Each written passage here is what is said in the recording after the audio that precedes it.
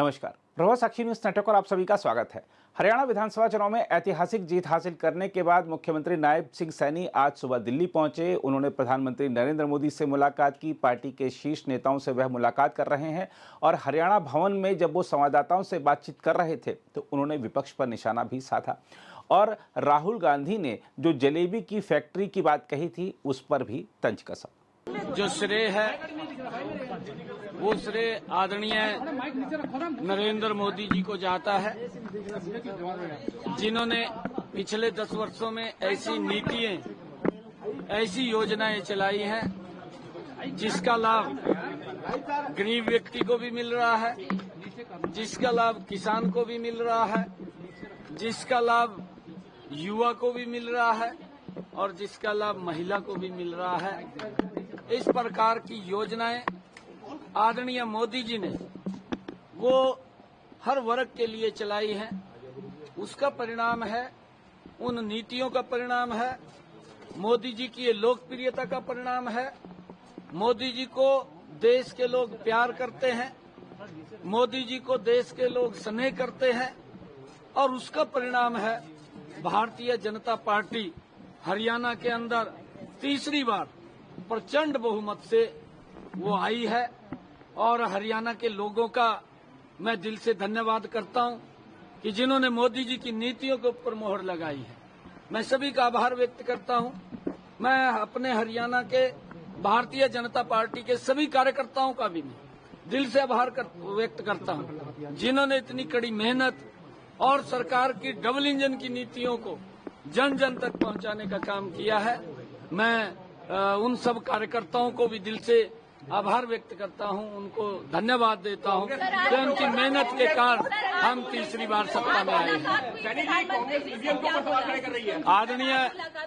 आदरणीय प्रधानमंत्री जी से शिष्टाचार मुलाकात हुई है, क्योंकि मैंने हरियाणा की जो प्रचंड जीत हुई है उसके बारे में आदरणीय प्रधानमंत्री जी को बताया है और मैंने कहा है प्रधानमंत्री जी को कि आपको हरियाणा के लोग बहुत प्यार और स्नेह करते हैं और उसका परिणाम है कि आज तीसरी बार भारतीय जनता पार्टी को इतनी बड़ी सीटें दे करके ये तीसरी बार हरियाणा में डबल इंजन की सरकार बनी है।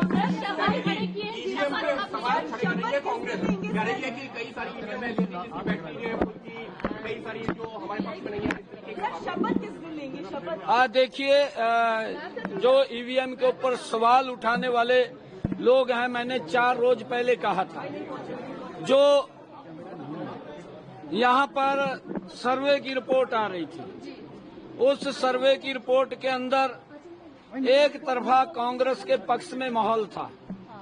कांग्रेस इस प्रकार का वातावरण बना रही थी, झूठ का बवंडर खड़ा कर रही थी कि हम सत्ता के अंदर आ गए हैं। और मैंने बार बार इस बात को कहा, मेरी कोई भी बाइट आपने देखी होगी, सुनी होगी, मैंने ये बात कही है कि हमने इतना काम किया है पिछले 10 वर्षों में आदरणीय मोदी जी के नेतृत्व में, और मुझे पूर्ण विश्वास है कि हरियाणा के अंदर तीसरी बार बहुत बड़े मैंडेट के साथ एक तरफा जीत भारतीय जनता पार्टी की होगी। और वो साबित हरियाणा के लोगों ने कर दिया है। वो जो सर्वे की रिपोर्ट थी, उस रिपोर्ट को आप लोगों के सामने है। मेरे को ये भी पूछा गया था, जब पत्रकारों ने ये पूछा था कि सर्वे ये दिखा रहे हैं, मका सर्वे की अपनी रिपोर्ट होती है, उनका अपना आंकलन होता है, मैं उसके ऊपर कुछ नहीं बोलना चाहता, परंतु मेरा भी आंकलन है, क्योंकि मेरा आंकलन ये है कि मोदी जी ने जो काम किए हैं, मुझे पता, उन्होंने गरीब के लिए 5 लाख रुपए का आयुष्मान कार्ड दिया है। आज गरीब व्यक्ति को इस बात की चिंता नहीं है कि उसके इलाज के लिए पैसा कहां से आएगा। ये सम्मान अगर कोई दे रहा है तो नरेंद्र मोदी की ही योजना है, जो गरीब व्यक्ति को संबल बढ़ाने का काम मोदी जी कर रहे हैं। और मैंने उसी आधार के ऊपर कहा था कि भारतीय जनता पार्टी बहुत बड़े मैंडेट के साथ एक तरफा जीत लेकर के आ रही है।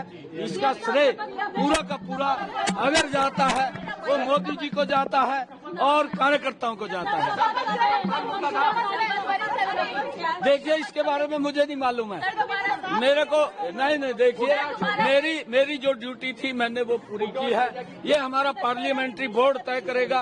अभी हमारे ऑब्जर्वर भी आएंगे, वो ऑब्जर्वर और मुझे नहीं मालूम है, वो केंद्र तय करेगा, हमारा पार्लियामेंट्री बोर्ड तय करेगा। विधायक दल अपना नेता चुनेगा, किसको चुनेगा किसको नहीं चुनेगा, जिसको भी चुनेगा हमारी पूरा का पूरा विधायक दल। हमारे यहाँ कोई किंतु परंतु तो है नहीं, हमारे यहाँ कोई ये भी नहीं कहता कि ये जो पार्लियामेंट्री बोर्ड का आदेश होगा वो सिर माथे के ऊपर होता है। और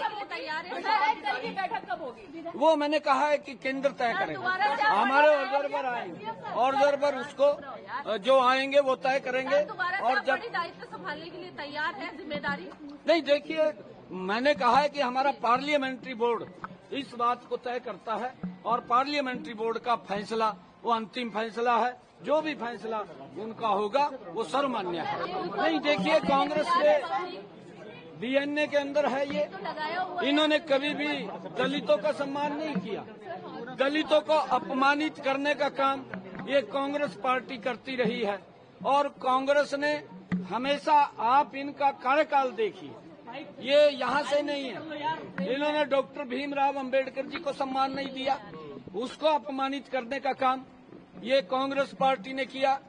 जिस पवित्र संविधान की रचना डॉक्टर भीमराव अंबेडकर जी जो उसके मुखिया थे उन्होंने उसका निर्माण किया, उस पवित्र संविधान को भी अपमानित करने का काम ये कांग्रेस पार्टी कर रही है। इन्होंने पिछले इलेक्शन के अंदर उस पवित्र संविधान की बुक उठा करके किस प्रकार का झूठ वो देश के अंदर बोलने का काम किया। मैं बार बार ये बात कह रहा था, इनका झूठ 3 जगह चला है, एक हिमाचल में चला है, एक कर्नाटक में चला है, एक तेलंगाना में चला है। और अब इनका झूठ बिकने वाला नहीं है। अब इनका झूठ राजस्थान ने ठुकरा दिया है, मध्य प्रदेश ने इनके झूठ को ठुकराया है और छत्तीसगढ़ ने इनके झूठ को ठुकराया है। अब हरियाणा के लोगों ने इनको बाहर का रास्ता दिखा दिया है कि ये झूठ बोलते हैं, इनके पास झूठ से सिवाय कुछ नहीं है।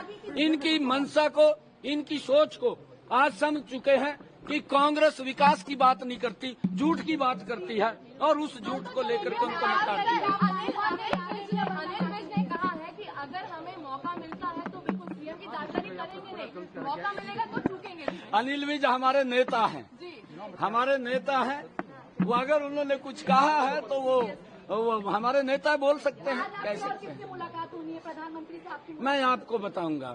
मेरी सभी उच्च लीडरशिप का मैं धन्यवाद करना चाहूंगा क्योंकि उन्होंने हमें संभाला है।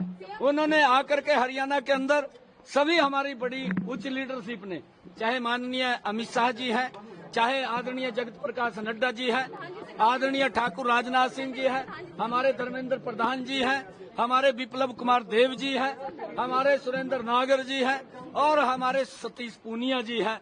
हमारी जो केंद्रीय उच्च लीडरशिप है उन्होंने हमें संभाला है और हमारे इलेक्शन को गति देने का काम उन्होंने किया है।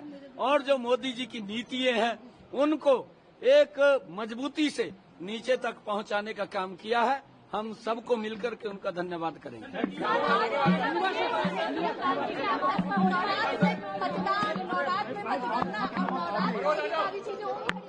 हाँ जी, नवरात्र में मतदान और नवरात्र में मतगणना, अब नवरात्र में ही शपथ और तमाम चीजें होंगी हरियाणा में? नहीं, देखिए ये विषय नहीं है, ये विषय नहीं है। मैंने कहा है कि हमारा पार्लियामेंट्री बोर्ड वो उसको तय करेगा, जब भी वो तय करेगा तो हमें जैसा आदेश करेगा।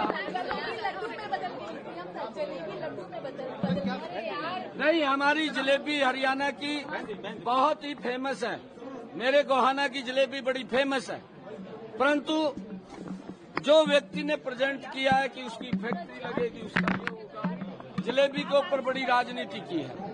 जलेबी हमारे हरियाणा में कई प्रकार की होती है, एक बारीक जलेबी भी होती है, एक मीडियम जलेबी भी होती है, एक ये गोहाना की प्रसिद्ध जलेबी है, ये भी ऐतिहासिक जलेबी है। परंतु इस हमारी जो हरियाणा का कल्चर है, हरियाणा की हमारी संस्कृति है, हमारे हरियाणा का जो खान पान है अलग अलग क्षेत्र में अलग अलग है।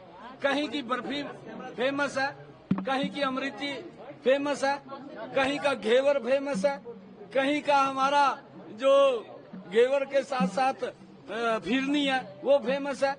परंतु उनको तो ये मालूम ही नहीं है कि ये चीजें भी फेमस है। वो तो किसी ने उनकी गाड़ी में एक डब्बा रख दिया और डब्बा रखा तो उन्होंने देखा कि इतनी बड़ी जलेबी यहाँ बनती है, तो उसको लेकर के वो उतावले हुए हैं थोड़े, उनको मालूम नहीं था। बीजेपी नवदंगा जब कल शुरू हुई थी तो पवन खेड़ा ने कहा था कि प्रधानमंत्री नरेंद्र मोदी और गृह मंत्री अमित शाह के यहाँ जलेबियां भिजवाई जाएगी। नहीं, क्यों नहीं भिजवाई? उन्होंने भिजवानी चाहिए थी। नहीं, हम भिजवा देंगे पवन खेड़ा के यहाँ, हम भिजवा देंगे। हमारे माननीय अध्यक्ष जी आप जलेबियां पवन खेड़ा के यहाँ और कांग्रेस के यहाँ पहुंचवाइए, जलेबियां जानी चाहिए वहाँ पे। जेजेपी इतनी बुरी तरह क्यों पिट गई, क्या वजह रही? क्षेत्रीय पार्टियां चल नहीं पाई चुनाव में।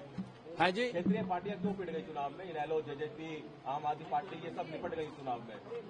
आम आदमी तो भ्रष्टाचार की दलदल में फंसी हुई पार्टी है, वो तो कांग्रेस से आगे है। और कांग्रेस और आम आदमी पार्टी का दोनों का आपस में तालमेल है। ये तो उनकी सीटों को लेकर के झगड़ा हुआ, नहीं तो लोकसभा में तो दोनों गले मिल गए थे, एक दूसरे को गाली भी देते थे, विधानसभा में भी मिलने वाले थे। और तो सीटों को लेकर के तालमेल नहीं बना, क्योंकि लोग समझ चुके हैं कांग्रेस भ्रष्ट है और आम आदमी उससे महाभ्रष्ट है।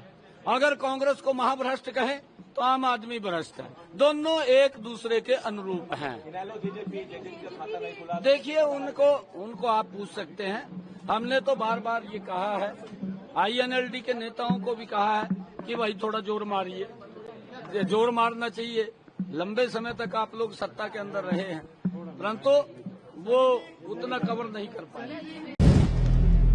अगर आप भी लेना चाहते हैं देश दुनिया की तमाम जानकारी तो आज ही सब्सक्राइब करें हमारे चैनल को। साथ ही नीचे दिए बेल आइकन को जरूर दबाएं ताकि हर अपडेट आप तक पहुंच सके।